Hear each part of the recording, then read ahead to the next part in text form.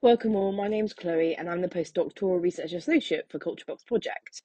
On behalf of the project team, in this pre-recorded presentation, I'm going to be discussing the role of everyday creativity in the project. CultureBox aims to support relational outcomes and social inclusion for people with dementia during COVID-19. The project team was collaborative with different stakeholders, both academic and non-academic. We had collaborations with an arts organisation, Culture as well as the National Activity Providers Association. You can find out more about the CultureBox team on our website. So firstly, I'm going to give you some background to the project, including the project aims. Then I'll give you a brief overview of the methods used in the project, along with the ethical considerations and challenges faced. Then I'm going to explore the role of everyday creativity in the project before offering some reflections and conclusions. So, people living with dementia in care homes were severely negatively impacted during the COVID-19 pandemic. Those from Black, Asian and minority ethnic groups were disproportionately affected. High rates of mortality and levels of social isolation, loneliness and responsive behaviours increased, as well as external visiting ceased, including visits from creative practitioners. The CultureBox project responded by providing interactive creative activities for use between a resident and care staff dyads. The aim of the project was threefold. The first was to alleviate social isolation and loneliness. The second was to provide stimulating activities that can enhance social interactions within the care home. And finally, to offer public health information with a focus on reaching those from diverse communities with dementia. In this presentation, we're going to be focusing on the creative activities. So for 12 months from December 2020 to December 21, a physical culture box was posted to the care homes each month. The boxes contained creative and participatory activities and resources, and there were a mixture of online resources such as music and videos, and physical resources such as colouring, painting and crafting.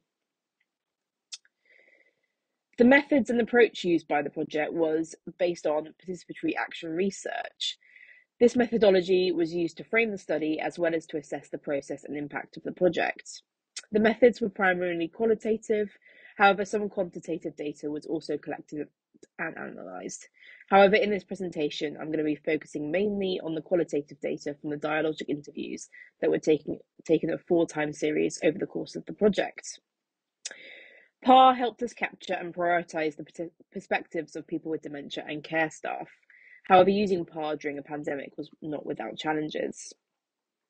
So PAR involved 4 stages. The first was planning.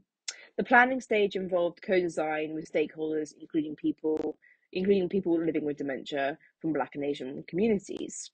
Action included production and delivery of culture boxes every week, 1 via post, followed by 3 digital boxes each month for 12 months.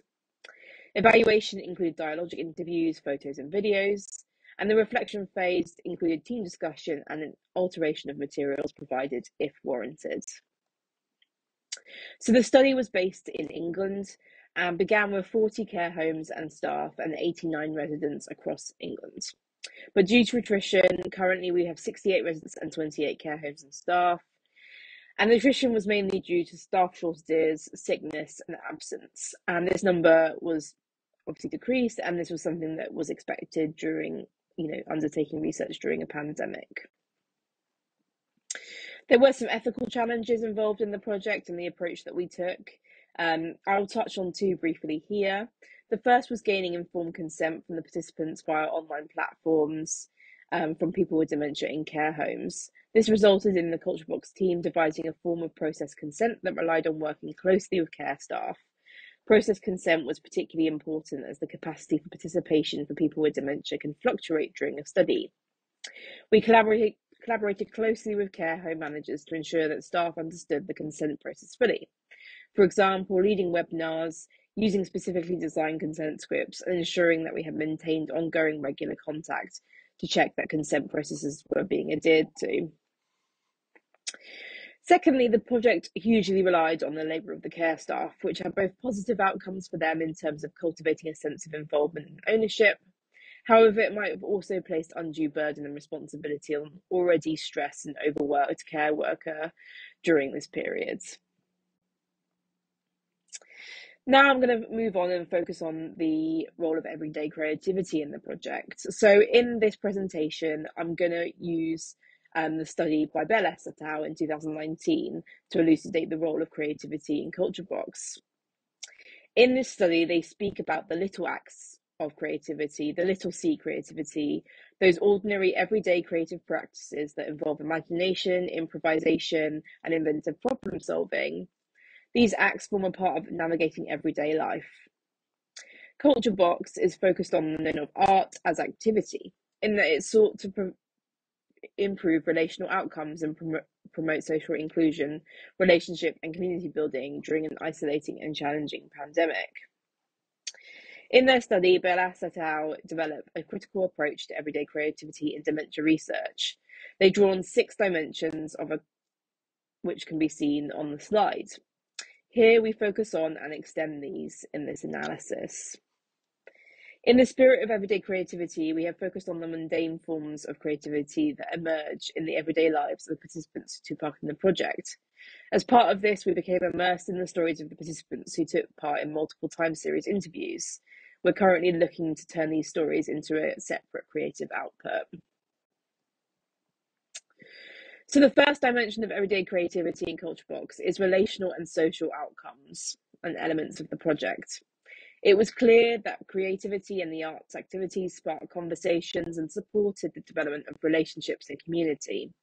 The activities brought people together and provided the catalyst for strengthening relationships between staff and residents, and residents and residents.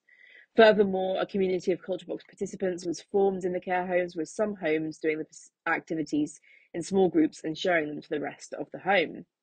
More widely, the shared experience of participating and working on a research project during a pandemic incited a feeling of belonging and community for both the dyads, researchers, and the artists. The second dimension is the embodied and multisensorial nature of creativity. There was a lot of discussion and excitement from residents over the sensorial and tactile nature of the activities. Many of these embodied activities brought back reminiscence of past careers working in manual labour, for example. They generally enjoy keeping their hands busy through the craft and colouring activities, and many describe this as a sense of calm that came with doing these types of activities.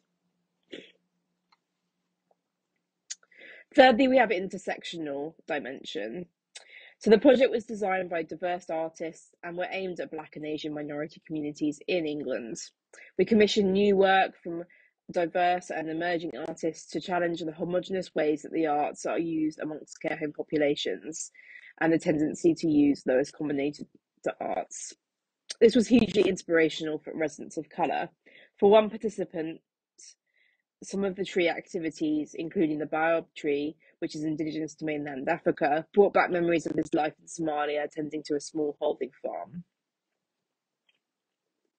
The third dimension is operationalization, strategies and tactics. Creativity was used by the residents to express themselves and to negotiate the psychogeographic environments. In taking online interviews, one participant exerted agency by taking control of the iPad and using it in a way that worked for him. Another participant rejected the materials provided in the Culture Boxes, instead preferring to do her own creative activity, which was decorating her room in the care home. The fifth dimension is power relations in the participatory approach taken by the project. Adaptive and flexible approaches that were attentive to the needs, capabilities, and interests of the residents. The initial project surveys indicated the strong interest in nature, which inspired many of the activities. The project was responsive throughout, adapting to the needs, preferences, and interests of the participants. One of the participants, De Beer, had many stories of travelling during his time as a ship mechanic, and one of the research team, Juliet, included maps in one of the boxes to inspire him and help him communicate his experience of time abroad. The next dimension is affect and emotion. So the activities and associated experience were evocative for the residents and staff. Excitement, enjoyment, and motivation were all found, as shown by the quote on the slide. But also there were negative affects associated with feeling infantilized or frustration that they couldn't complete the activity. And you can see quotes from the participants on the slide here. The positive affects of enjoyment and excitement talk about a lot of laughter, and just, engaging with humour and silliness. And the negative affects get a sense of irritation, feeling infantilized, and feeling that some of the activities were dull. There was also a lovely story from one of the care homes where they waited excitedly each month for a postal box. And one month, the staff member was late to come in, and they were very excited to open it and couldn't wait for her to open it. So it's just a lovely, sense of excitement and enjoyment that was found through being part of the project. The final element of everyday creativity in Culture Box is the reciprocity of the project.